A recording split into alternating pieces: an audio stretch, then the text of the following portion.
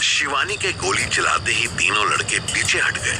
वहां खड़े बाकी लोग नीचे झुक गए। सब ऐसे रिएक्ट करने लगे जैसे शिवानी ने गोली नहीं बॉम्ब चला दिया हो।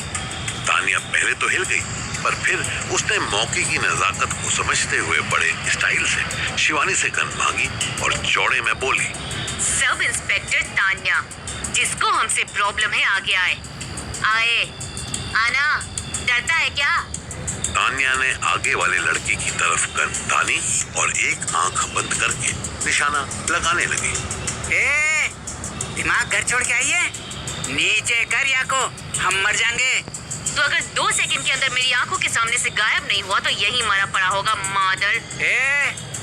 माँ की गाड़ी मत दे, बता रहे हैं हम जा रहे हैं, बताएंगे तुम्हें, तुम्हारी पुलिसिया धौंस निकालेंगे।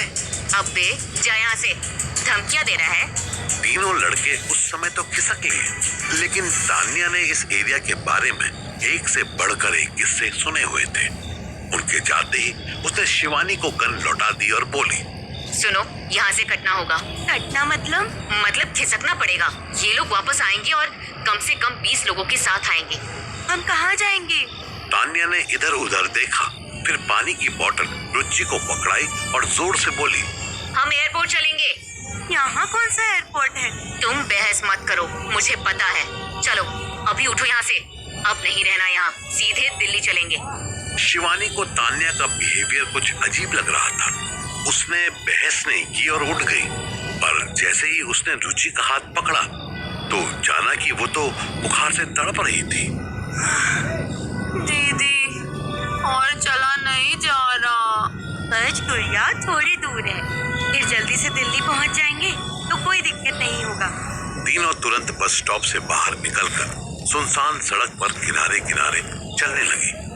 शिवानी का सब्र खत्म होने लगा। हम क्या एयरपोर्ट तक पैदल जाएंगे? कोई एयरपोर्ट नहीं है यार। वो जो आसपास खड़े चमगादड़ थे ना, वो सब साले चुगलखोर थे। उनके मुंह पे लिखा था। ओह, लेकिन हम इतनी रात में ऐसे अकेले कहाँ जाएंगे? स्टेशन जाएंगे। बस प्रे करो कि कोई बेवड़ा ऑटो वाला या कार वाला मिल जाए। बेवड़ा क्यों? मिले तो बताऊंगी ना, एक बार मिले तो। कोई आ रहा है। तानिया रुक गई। शिवानी ने गन अपने हाथों में ले ली।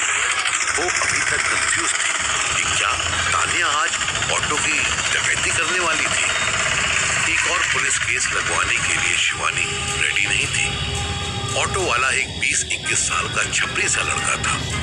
पूरे ऑटो में लाल नीली पीली बत्तियां जल रही थी। उसके मुंह में गुटखा भरा हुआ था। 3 मादाओं को इतनी रात में अकेले सड़क पार करते देखा तो उससे रहा ना गया। उसने गुटखा थूका और कुछ बोलने को हुआ ही था कि तानिया ने बिना कोई बात किए उसके मुंह पर पूरी ताकत से पंच मारा। पुलिस ट्रेनिंग अब काम आ रही थी। तानिया का घूसा खाकर वो दूसरी तरफ गिरा। तानिया चिल्लाई, मुझे देख रही है? इसको उठाने में मेरी मदद कर। दोनों ने लड़के को उठाकर ऑटो के अंदर बिछा दिया। अरे बाप रे, इतना पतला लड़का और इतना भारी। तानिया ने शिवानी को इग्नोर किया और लड़के का कॉलर पकड़कर झंझोड़ा। रस्सी है तेरे पास? लड़का ना में सर हिलाने लगा। तानिया ने एक और पंच मारा। लड़का झुक गया। रस्सी कहाँ है, जल्दी बता, वरना यहीं सड़क पे फेंक के जाऊंगी तुझे। लड़के ने अपनी सीट के नीचे कहीं इशारा किया। शिवानी ने चेक किया तो वहां थोड़ी सी जूट की रस्सी पड़ी थी। दोनों ने फटाफट एक ही रस्सी से उसके दोनों हाथ और दोनों पैर बांध दिए। अब रुचि को अंदर बिठा। देख तो, बेचारी खड़ी भी ना हो पा रही है ठीक से। रुचि के अंदर आते ही तानिया ने शिवानी का हिजाब जबरदस्ती खींचा और अपने मुंह पर चुन्नी की तरह बांध लिया और फिर ऑटो चलाने लगी। उधर सागर में ये तीनों लड़कियां भाग रही थी और इधर दिल्ली के प्राइवेट हॉस्पिटल में सुबह 6 बजे अपना गौरव भागने की तैयारी कर रहा था। रात नर्स ने उसे पूरी तरह ब्लैकमेल किया था। जैसे तैसे हाथ जोड़कर पैर पकड़ के वो नर्स को मना पाया था कि वो कंप्लेन न करे। बदले में नर्स ने 25,000 रुपए की डिमांड की थी, जिसे खुशबू ने बार्गेनिंग कर करके 10,000 पर ला दिया था। अब ये 10,000 गौरव को आज ही देने थे। वो रात से अब तक गुस्से में बैठा हुआ था। उसे एक पल के लिए भी नींद नहीं आई थी। अलार्म बजते ही गौरव का ध्यान टूटा। उसने तुरंत अंकिता को फोन लगा दिया। हाँ गौरव, तबीयत तो ठीक है ना? अरे आप इतनी सुबह सुबह इतनी फ्रेश कैसे हो? 5:30 उठी हूँ, अभी जिम जा रही हूँ। तुम बताओ, मेरा शेड्यूल जानने के लिए फोन किया था या गुड मॉर्निंग करने के लिए? गौरव को याद आया। वो बच्चों की तरह गुस्सा करता बोला, मुझे और नहीं रहना इस हॉस्पिटल में, मुझे डिस्चार्ज करवा दो ना। ओहो, ऐसा नहीं होता है। पूरा treatment and proper rest is necessary. अरे पर ये लोग टाइम वेस्ट कर रहे हैं। नर्स ने बताया था कि 14 लाख रुपए का बिल हो चुका है। बताओ ऐसा कैसा ऑपरेशन हुआ है? अंकिता की तरफ से कोई जवाब नहीं आया। अरे आप तो हो ना लाइन पे, मुझे छुट्टी दिलवा दो ना यहाँ से। देखो अगर मुझे रेस्ट ही करना है तो मैं घर पे जाके कर लूंगा ना, और वहाँ पे अपनी माँ के हाथ का बना खाना भी खा लूंगा। Please. Okay, I will come around. Gaurav को चैन की सांस आई। वो जानता था कि अंकिता अगर कुछ चाह ले तो उसे कोई नहीं रोक सकता था। गौरव ने एक बार गोली से बने अपने जख्म को छुआ। अरे यार, ये तो साला अभी भी दर्द कर रहा है। पर वो डिसाइड कर चुका था कि चाहे जो हो जाए हॉस्पिटल में तो अब वो नहीं रहेगा। उधर सुबह 6 बजे के आसपास मनु हिमाचल पहुंच चुका था। मंडी नाम की जगह पहुंचकर उसने एक ढाबे के बाहर अपनी जीप रैंगलर लगाई और मुंह धोने लगा। भैया एक चाय और कुछ खाने को भी। नहीं मैगी नहीं, उबले हुए केचुए नहीं खाने मुझे। पराठे लगा दो। हाँ आलू पराठे। मन्नू वहीं एक बेंच पर बैठ गया और आगे का प्लान बनाने लगा। वैसे तो उसे मंडी ब्रांच को इन्फॉर्म करवा दिया था कि वो आ रहा है, पर फिर भी सुबह 6 बजे उसका स्वागत करने के लिए कौन मिलता। इसलिए नाश्ता पानी करके वो थोड़ी देर गाड़ी में ही रेस्ट करना चाहता था। वैसे भी उसकी जीप रैंगलर किसी छोटे मोटे गेस्ट हाउस से कम नहीं थी।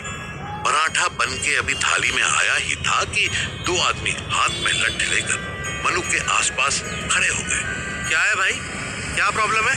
उसमें से एक ने उठने का इशारा किया। मनु हीट की तरह बैठा रहा। उसने दोनों आदमी और उनके डंडे को इग्नोर कर पराठे का एक टुकड़ा तोड़ा ही था कि पीछे वाले ने एक डंडा मारा और मनु के हाथ से प्लेट गिर गई। ये क्या बदतमीजी है? बदतमीजी अभी हुई नहीं है, अभी होगी। तू मनमोहन है ना, इंश्योरेंस वाला? हाँ हूँ। तो खाना नहीं खाने दोगे? दूसरा मनु के पीछे आकर खड़ा हो गया। हमारी रोटी हराम कर रखी है तूने और तुझे परोठे खाने हैं। चल हमारे साथ। अरे पर कहाँ? बताऊंगा तुझे, चल जल्दी। मनु ने आसपास देखा। वहां 10 लोग चाय नाश्ता कर रहे थे, पर किसी ने भी इस मैटर में बोलने की हिम्मत नहीं की। मनु समझ गया कि ये कोई आम गुंडे नहीं है। मनु उनके साथ चल दिया। 5 मिनट की वॉक के बाद ये एक छोटा सा ऑफिस दिखा जो किसी पॉलिटिकल पार्टी का दफ्तर लग रहा था। मन्नू को वहां बैठा दिया गया। तब पहला वाला आदमी बोला, मेरा नाम मंटू सिंह है। मेरे पिताजी का इंश्योरेंस था तेरी कंपनी से। बुरे भरे 1 साल होने आया, अब तक इंश्योरेंस का पैसा न मिला। समझ गया? हाँ समझ गया।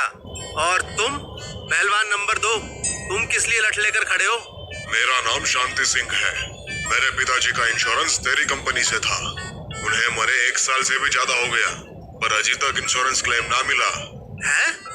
तुम दोनों के पिताजी ठीक 1 साल पहले मरे। दोनों को कोई बीमारी थी क्या? ना, स्वस्थ थे, चंगे भले, फिर मर गए। और तुम्हारे क्या नाम बताया? शांति सिंह। सेम है जी, सेम टू सेम। कमाल है, 2 लोग, दोनों के पापा सेम कंडीशन में सेम टाइम मर गए और तुम दोनों को क्लेम नहीं मिला। How is it possible? Mantu और शांति में मंटू ज्यादा एग्रेसिव था। शांति तो बस उसकी देखा देखी एक्शन कर रहा था। अंग्रेजी झाड़ने से काम नहीं चलेगा, क्लेम दे। कितना कितना क्लेम है? मेरा 15 लाख का। और मेरे 12 लाख हैं। मन्नू ने अपना बैग खोला। उसमें जो डॉक्यूमेंट्स उसे मिले थे उसे क्रॉस वेरीफाई किया। इंश्योरेंस तो इतना का ही था, फिर भी उसे कुछ गड़बड़ लग रही थी। ठीक है, मैं यहाँ की ब्रांच के एजेंट से बात कर लेता हूँ, उसके बाद बताता हूँ। चले आए, एजेंट नहीं अब यहाँ। उसे तो मार पीट के भगा दिया हमने। अब तू बता तेरा क्या करे?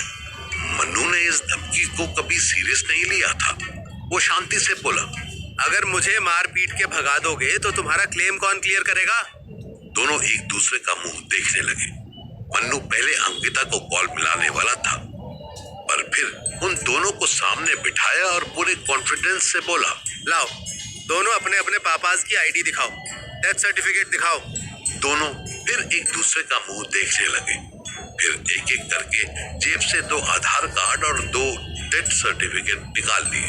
हैं? ये कैसे पॉसिबल है? तुम लोग अपनी आईडी भी दिखाओ।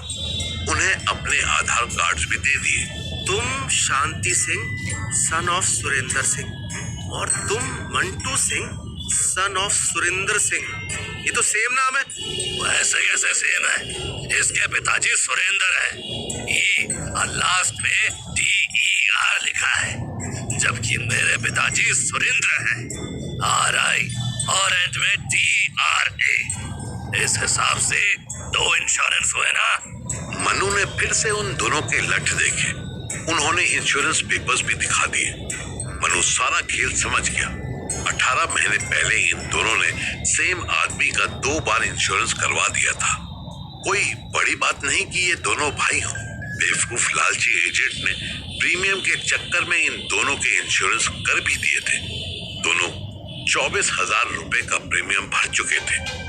मन्नू अगर सीधा अपना शक जाहिर कर देता तो वो हंगामा कर सकते थे। कुछ गड़बड़ लग रही है, पर हो जाएगा, डोंट वरी। मुझे पिताजी की कुछ फोटोज दे दो, बढ़िया क्वालिटी में। मंटू और शांति फिर एक दूसरे की तरफ देखने लगे। अरे जल्दी हो जाएगा, मानो बात। दोनों अपने अपने पापा की ज्यादा नहीं 5-5 फोटोज दे दो।